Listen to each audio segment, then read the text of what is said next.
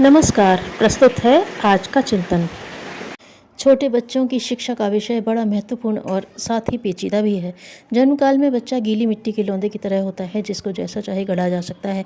बच्चे की जो शिक्षा 3-4 वर्ष तक हो जाएगी, वह उसके स्वभाव का अंग बनकर उसका जीवन भर साथ देगी और उसे सुखी तथा सौभाग्यशाली बनाएगी। विभिन्न आदतों के लिए विभिन्न प्रकार के उपाय और अलग अलग समय के लिए अलग अलग उपायों को काम में लाने की आवश्यकता पड़ सकती है, किंतु मनोविज्ञानवेत्ता बताते हैं कि बुरी आदत के विरोध में दूसरी आदत को धीरे धीरे पैदा किया जाता है, ताकि बुरी आदत अंततः दूर हो जाए। किंतु इस उपाय को प्रयुक्त करने में यह कठिनाई आती है कि कौन सी ऐसी विरोधी आदत को चुना जाए जो पहली आदत को दूर कर दे। प्रवृत्तियां कहते हैं कुछ करते रहने को। प्रवृत्ति बालक का प्राण है। प्रवृत्ति बिना बालक जी नहीं सकता। भोजन के बिना तो बालक कुछ देर रह सकता है, लेकिन काम के बिना वह एक क्षण भी नहीं रह सकता। एक प्राकृतिक ताकत होती है जो बालक को विकास की ओर ले जाती है और उसमें हर प्रकार के काम करने की प्रबल इच्छा पैदा करती है। काम करने की यह इच्छा इतनी तीव्र होती है कि दुनिया की कोई शक्ति इसे दबा नहीं सकती। रोकने और दबाने पर भी यह इच्छा बार बार उठती है और बालक को काम करने के लिए मजबूर करती है। कोई काम न देकर बालक की इस इच्छा को दबाना उसके साथ घोर अन्याय और दुश्मनी करना है। बालक को नन्हा और निर्बल समझकर माता पिता उसके लिए काम की कोई आयोजन नहीं करते। उसे कोई काम देना बेकार समझते हैं। बालक की महान शक्तियों का उन्हें ज्ञान कहाँ। अगर वे ये समझ लें कि बालक बिना थके बिना घबराए उनसे भी अधिक काम करने की शक्ति और साहस रखता है, तो उनका दृष्टिकोण अपने आप ही बदल जाएगा। बालक कभी बेकार नहीं रह सकता। काम के लिए वह तड़पता रहता है।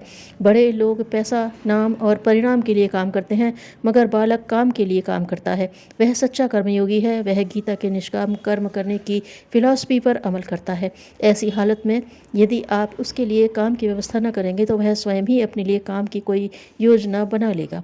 वह आपकी दवात गिरा देगा, आपका शीशा तोड़ देगा, माँ की कंघी चबा डालेगा, सिंदूर बिखेर देगा, आपकी किताब फाड़ देगा। आप उसे पीटेंगे और फिर वह वैसा ही करेगा।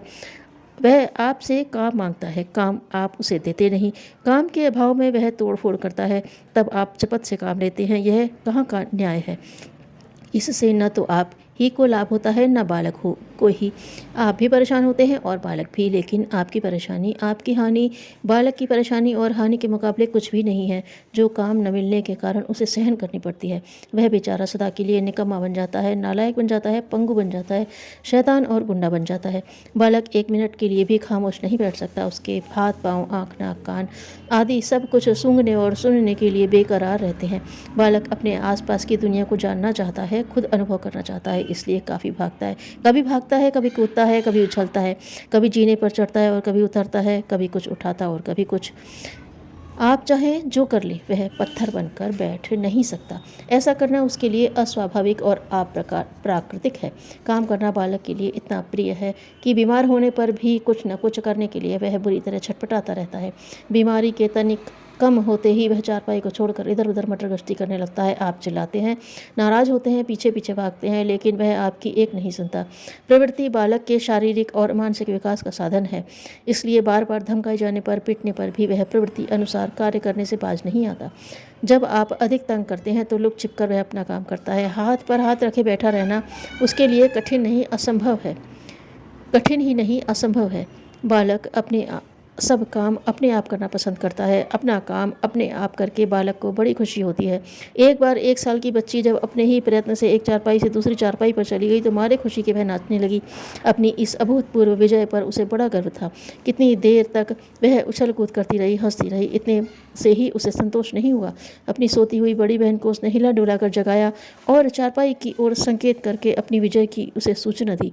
उस वक्त की उसकी गजब की हंसी देखते ही बनती थी।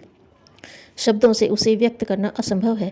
अपनी मनपसंद प्रवृत्ति में बालक घंटों तल्लीन रहता है और करते करते वह इतना एकाग्र हो जाता है कि खाना पीना तक भूल जाता है। बालक इस एकाग्रता में उसे जब कोई दखल डालता है तो वह विवल उठता है, फूट फूट कर रोने लगता है, जैसे आपत्ति का पहाड़ ही उस पर टूट पड़ा हो। प्रवृत्ति बालक का सर्वस्व है। इसके द्वारा वह अपने को स्वतंत्र बनाता है। विजय पर विजय प्राप्त करता है। मनपसंद प्रवृत्ति की पूर्ति के अभाव में बालक पराधीन व परावलंबी बन जाता है।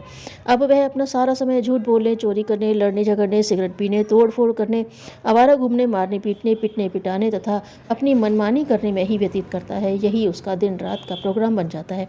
वह माता पिता के लिए अभिशाप और माता पिता उसके लिए अभिशाप बन जाते हैं। इतना महत्व है बालक के लिए इस मनपसंद प्रवृत्ति का। माता पिता इस रहस्य को समझ लें तो बात की बात में घरों का कायाकल्प हो जाए। हमारी सारी उलझनें सुलझ जाएं, पृथ्वी पर स्वर्ग उतर आए और परलोक के स्वर्ग की चाह न ही न रहे। घर बालक की दुनिया है। कामों की उसके लिए कोई कमी नहीं, उसके करने के लिए बहुत काम है। हमने इस ओर ध्यान ही नहीं दिया है। बालक जब अपने आप अपना मनपसंद काम चुन लेता है तो उसका हम विरोध करने लगते हैं। इस प्रकार हमने उसकी कितनी ही सृजनात्मक शक्तियों को बर्बाद कर दिया है।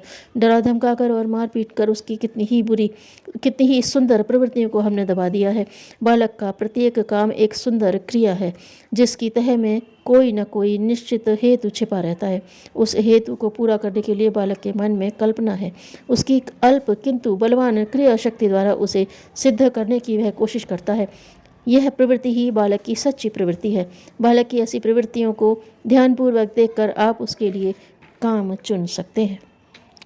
मनुष्य के उच्च स्तर जीवन को सुसज्जित करने वाला बहुमूल्य आभूषण सद्भावना ही है। धन्यवाद।